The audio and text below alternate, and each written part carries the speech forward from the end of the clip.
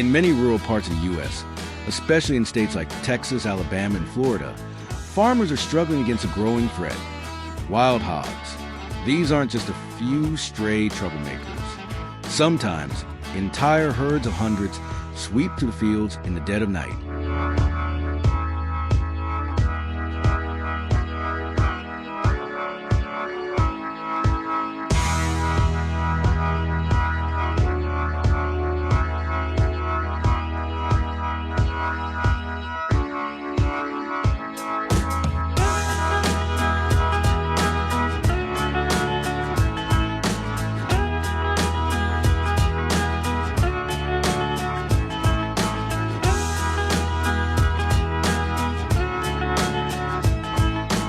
They're the ones behind the destruction. Cornfields trampled, rows of potatoes ripped apart.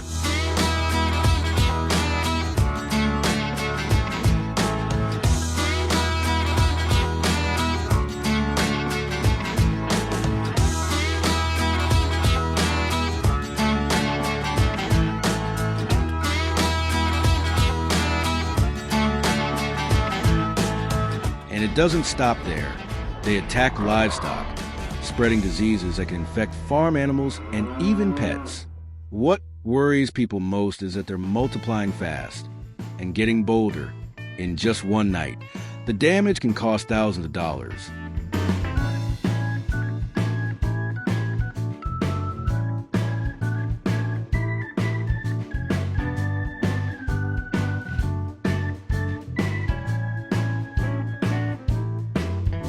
With all that destruction, the old tricks, electric fences, metal traps, even poison, just don't cut it anymore. These hogs aren't just growing in number. They're getting smarter and tougher. They dodge traps, bust through fences, then vanish into the woods.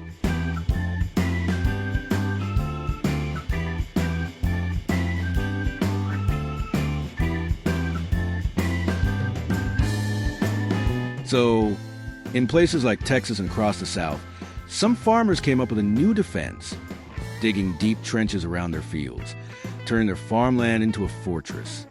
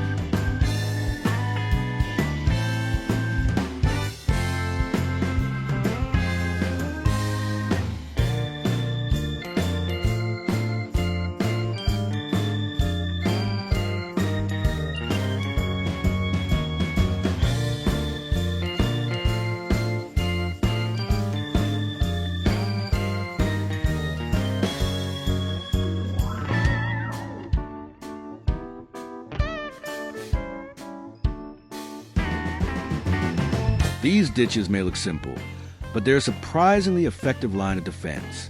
They're dug about 3 to 5 feet deep, wide enough to match the width of a farm cart, with steep, vertical walls like earthen walls.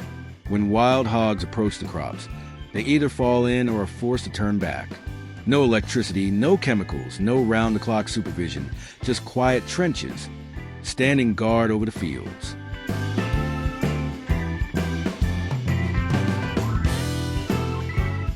The effectiveness of these trenches has taken everyone by surprise. Wild hogs may be tough and destructive, but they're clumsy when it comes to steep ditch walls.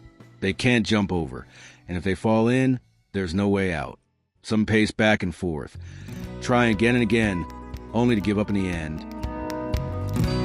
Another big advantage of these trenches is that they don't bother other wildlife. No noise, no chemical smells, and no harm to livestock or pets. For farmers who've lost season after season to wild hogs, this feels like a lifeline.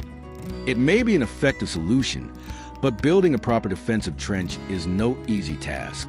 It's not just about grabbing a shovel and digging a few ditches around the field. To get it deep, wide, and done right, farmers have to plan carefully, factoring in cost, labor, and the lay of the land.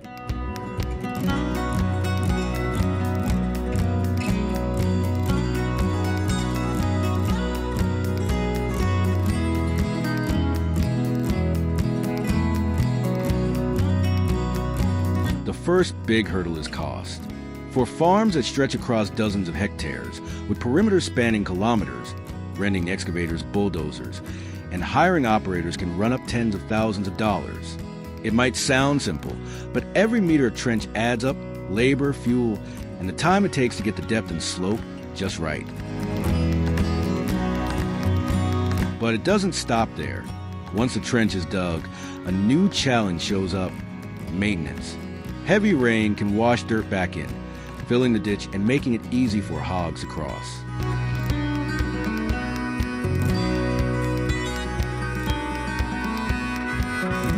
To keep the trench working long-term, farmers have to add drainage systems. Some even build concrete or stone retaining walls to keep the sides from collapsing.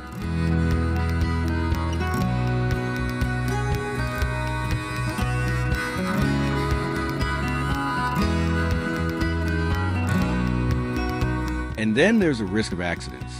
A deep trench in the dark, if not clearly marked, can become a serious hazard. There have been cases where tractors fell in, workers broke bones, and trucks got stuck between the banks.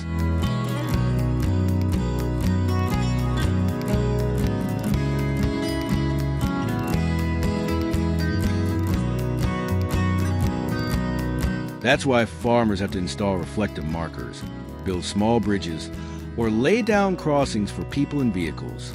In hilly areas or rocky terrain, the job gets even tougher. Machines have to work around boulders and tree roots, dragging out the timeline and driving costs way up.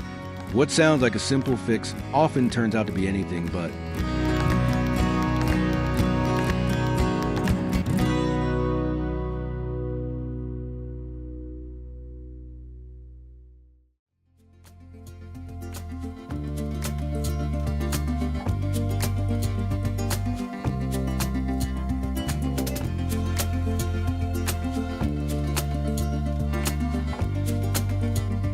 Sometimes, farmers have to stop and ask themselves, is all this effort really worth it? Because if the land's too steep or too rocky, digging a trench can feel more like a burden than a solution.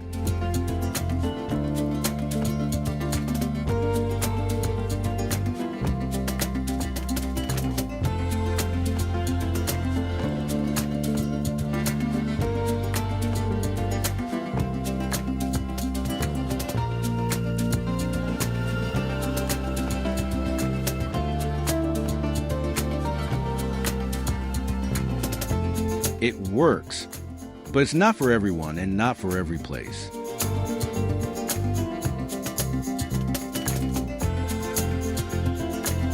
If you found this story helpful, don't forget to like, subscribe, and hit the bell so you won't miss the next video.